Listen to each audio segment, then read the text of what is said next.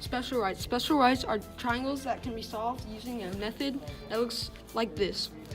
If the angles consist of 30, 60, 90, or 45, 45, 90. When you have a number, which is represented as x, to get to the hypotenuse, you multiply it by 2. And to get to the other leg, you multiply it by radical 3. Same thing with here, these are the same, but you multiply that by radical 2. The best time to use special rights is when you're given one or two sides and at least one angle, like this picture here. Now we're going to solve the problem.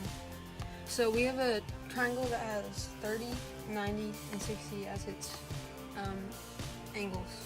So we know the hypotenuse is 24, so we're going to take this and divide it by 2, which equals 12.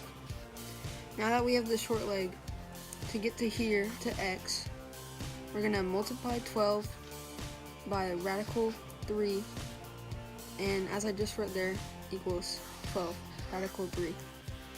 X equals 12 radical. This is trigonometry.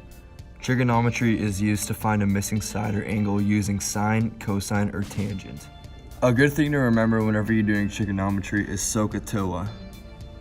SOHCAHTOA means when you use sine,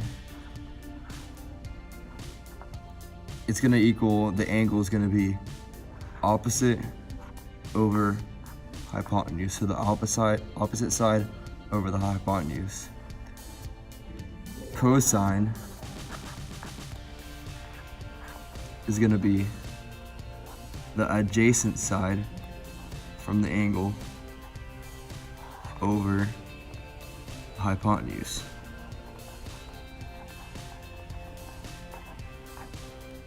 And then finally, tangent is going to be the opposite side of the angle over the adjacent side of the angle. So if you want to find when to use trigonometry, if you're given one side and one angle, and you need to find a missing side, then trigonometry is going to be your best choice. Here's an example of where you would use sine, because from the angle we're trying to find is opposite, which is x, and then the hypotenuse is right there, so sine is equal to opposite over hypotenuse. So to solve this, you do sine parentheses 53, because that's your angle, is equal to opposite x over the hypotenuse, which is 15. Our last example is we're going to be using cosine. So to find cosine, it's going to be the adjacent from the angle over the hypotenuse. So in this case, it's going to be x over 13, adjacent over hypotenuse. So to solve this, it's going to be the angle, which is 60. Cosine 60 is equal to x over 13. From here, you put cosine 60 over 1, cross multiply.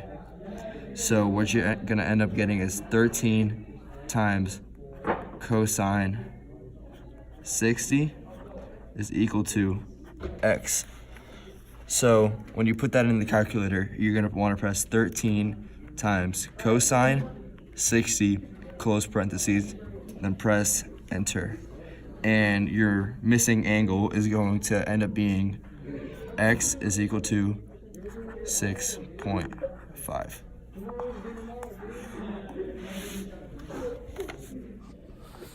So this is going to be an example of when you use tangent. So when you use tangent, it's going to be, the equation you're going to use is what's opposite from the angle and then what's adjacent from the angle. In this case, it's going to be h over 25, or the opposite over the adjacent. H is what we're trying to find, the missing side.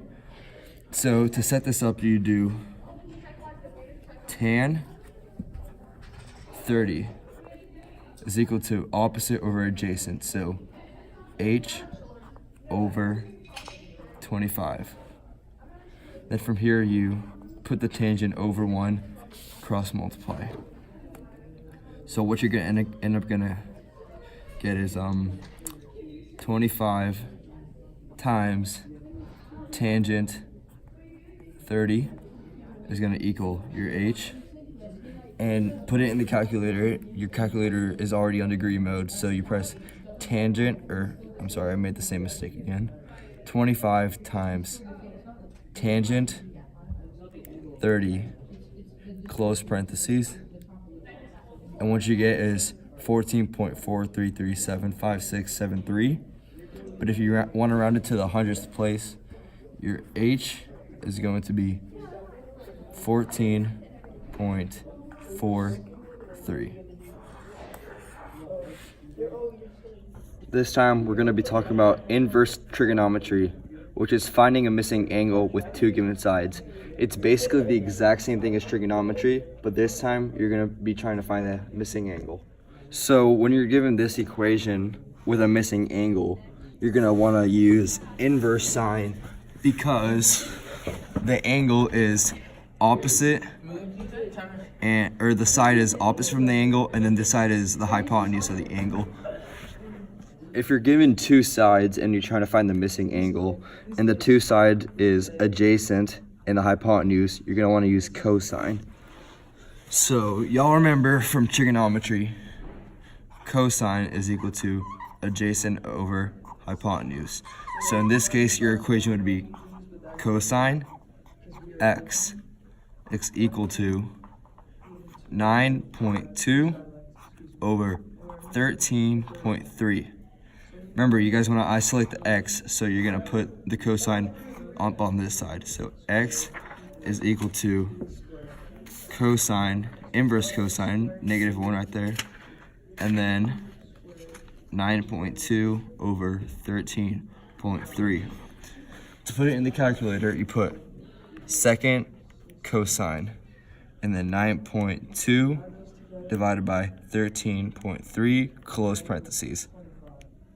And what you end up getting is your angle is going to be x is equal to 46.23.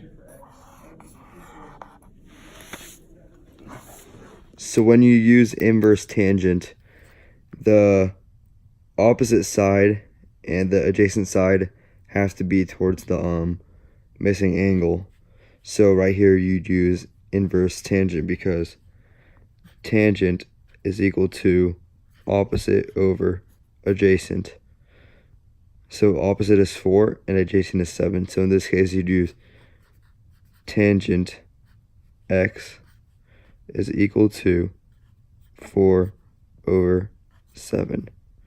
So you want to get the tangent to the other side to isolate the x. So you get x is equal to inverse tangent, so -1, 4 divided by 7. What your answer ends up being is x is going to be equal to 29.74, rounded to the hundredth place. Pythagorean theorem is a theorem in geometry. A squared plus b squared equals c squared. The square of the length of the hypotenuse of a right triangle equals the sum of the squares of the lengths of the other two sides. In this case, we know we have to use Pythagorean theorem because we are given two side lengths and we are missing one. To find these, we use a squared plus b squared equals c squared. We start by squaring 3. 3 squared equals 9, and then 4 squared equals 16. Add those together and we get 25. The square root of 25 equals 5. So we know that x equals 5 now. A squared, so the 3 squared equals 9, plus b squared, so we have a and b. When you add those together again, you get 25, and the square root of 25 equals 5, so x equals 5 right there. Pythagorean theorem can also be used in real life, and in this case, how to find the distance of our ladder right here from like how long the ladder is, using the how far up the ladder, or how far up the wall the ladder goes. So that's this right here, this side, and then how far from the wall the ladder begins. So that's right here. In this case, it goes 3 meters high, and it's 4 meters from the base of the wall. So we start by figuring out what formula we need to use, and obviously we know it's Pythagorean theorem because we are given these two sides right here. We're given those two, and we need to find this one, x. So we can start by writing out our equation, a squared plus b squared equals c squared.